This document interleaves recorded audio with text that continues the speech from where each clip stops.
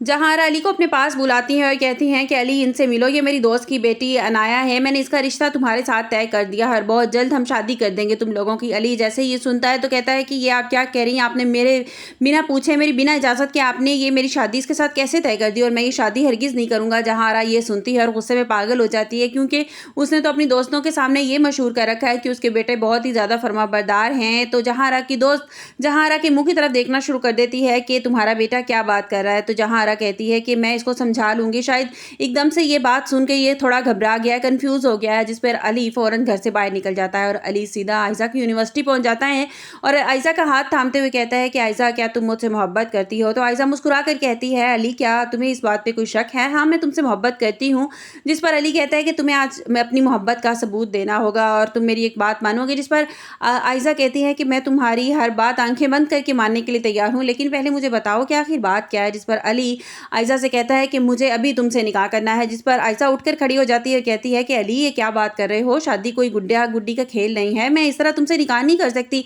जिस पर अली कहता है कि गुड्डा गुड्डी का खेल ही बन चुका है। हमारे घर में तो मेरी माँ मेरी शादी किसी और लड़की से करना चाहती हैं और मैं ये हरगिज़ नहीं होने दूंगा। मैं अगर मेरी दुल्हन कोई बनेगी तो वो सिर्फ तुम होगी, मैं तुम्हारे अलावा किसी और के बारे में सोच भी नहीं सकता। वो आयशा का हाथ थामता है और उसे कोर्ट ले जाता है और वहाँ जाकर उससे शादी कर लेता है, निकाह कर लेता है। और जैसे ही उसको लेकर वो घर पहुँचता है और जहारा के तो पैरों तले से ज़मीन निकल जाती है। जहारा कहती हैं कि ये क्या मजाक है अली, ये क्या बदतमीज़ी है, ये क्यों इसको इस तरह ले आए हो घर में? तो अली कहता है कि ये कोई बदतमीज़ी नहीं है, ये मैं अपने हक़ की बात कर रहा हूँ। मैं आयशा से मोहब्बत करता हूँ और आपने अनाया को मेरे सामने लाकर खड़ा कर दिया था, अपनी दोस्त को आप समझती हैं कि कठपुतली की तरह, जिस तरह आप हमें घुमाती रहेंगी सारी ज़िंदगी हम उसी तरह घूमते रहेंगे।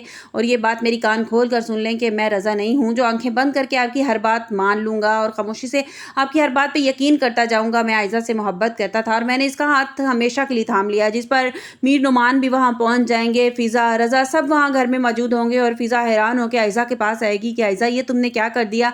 तो आयशा कहेगी कि ये करना बहुत ज़रूरी था फ़िज़ा। और अली कहेगा कि अगर आप लोगों को इतराज़ है इस बात पर कि मैंने आयशा से शादी क्यों कर ली, मैंने उससे निकाह क्यों कर लिया है, तो मैं ये घर छोड़कर चला जाता हूँ। जिस पर जहारा और ज़्यादा गुस्से में तिलमिलाने लगेगी और कहेगी कि मैं छोड़ूंगी नहीं, ये सारा कुछ फ़िज़ा की शय का नतीजा है। ये फ़िज़ा, तुमने जानबूझकर मेरे बेटे को वर्गलाया है ना, तुमने इसको उकसाया है इस आयशा से निकाह करने के लिए। तो फ़िज़ा खामोशी से वहाँ खड़ी रह जाएगी और रज़ा अपनी माँ के सामने बोलेगा और कहेगा कि आप ये कैसी बातें कर रही हैं, फ़िज़ा ने कुछ नहीं किया, ना ही उसने कोई ऐसी बात की है। तो मीर नुमान कहेगा कि ये किसी की गलती नहीं बल्कि तुम्हारी अपनी गलती है, तुम्हारी अपनी गलतियों की वजह से तुम्हारी औलाद तुमसे इतनी बागी हो गई है कि वो अपने फैसले खुद करने पर मजबूर हो गई है। जवान बच्चे हैं, तुम अपनी मर्जियां उन पर क्यों थोप रही हो? तुम अच्छी तरह जानती थी कि अली आयशा से मोहब्बत करता है। अब क्या इज्जत रह जाएगी तुम्हारी सोसाइटी में जब सबको पता चलेगा कि तुम्हारे बेटे ने इस तरह तुम्हें ठुकरा कर अपनी मर्जी से निकाह कर लिया? अब तुम क्या करोगी? जहां अपना सर पकड़ कर बैठ जाती है कि अली, ये तुमने क्या कर दिया है?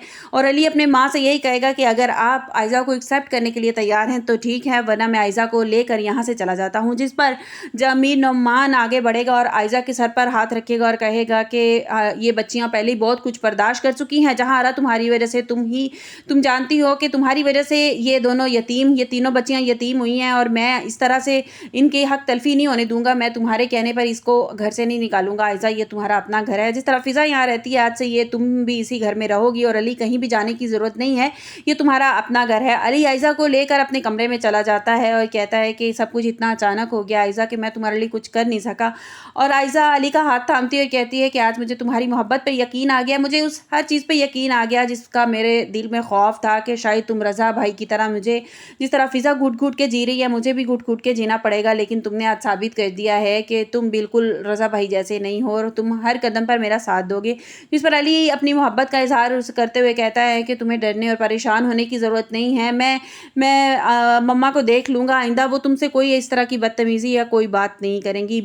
जहारा बहुत ज़्यादा गुस्से में होंगी और मीर नुमान जहारा के कमरे में जाएगा और उसे समझाएगा कि देखा, तुम्हारी हट धर्मियाँ, तुम्हारी ज़िद का नतीजा आज क्या निकला। अभी तुम आगे आगे देखती जाओ कि तुम्हारे साथ क्या होता है। अभी तो एक बेटा तुम्हारी हुक्म अदूली की है ना, अभी तुम आगे आगे देखना कि रज़ा तुम्हारे साथ क्या करता है और उसामा तुम्हारे साथ क्या करता है, और फिर तुम सर पकड़ कर बैठ जाओगी कि तुम्हारी बेटियों के साथ हुआ क्या है।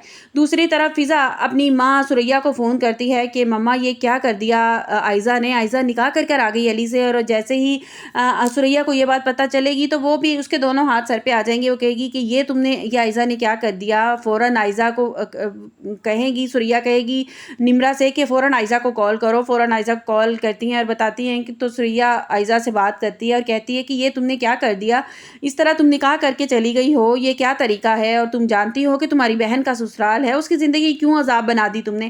جس پر عائزہ کہتی ہے کہ مما میں نے اس کی زندگی عذاب نہیں بنائی، بلکہ میں اس کی مدد کرنے کے لیے یہاں پر آئی ہوں.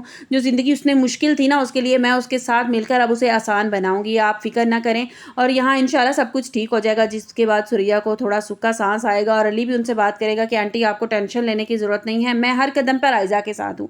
اب دیکھنا یہ ہے کہ آنے والے ایپیسوڈز میں کیا ہوتا ہے، جس پر جہاں آ رہا تو ہر چیز پہ واویلا مچاتی ہے، ہر چیز پہ تنقید کرتی ہے کہ فضا تم نے ہمارے ساتھ چائے کیوں نہیں پی. رضا کہتا ہے کہ مما ہم نے تو کافی پی لی تھی، میں چائے آپ کے ساتھ. وہ آہستہ آہستہ دکھایا جا رہا ہے کہ بچے کس طرح سے اس سے دور ہو رہے ہیں. تو آنے والے ایپیسوڈ میں یہی دکھایا جائے گا کہ بیٹے ڈٹ کے اپنی ماں کے خلاف ہو جائیں گے، اور جہاں آ رہا اپنا سر پکڑ کر بیٹھ جائے گی. آپ کو میری ویڈیو کیسی لگی کمنٹس باکس میں اپنی قیمتی رائے کا اظہار ضرور کیجیے گا. ملتے ہیں ایک نئی ویڈیو کے ساتھ، اپنا بہت سا خیال رکھیے گا. اللہ حافظ.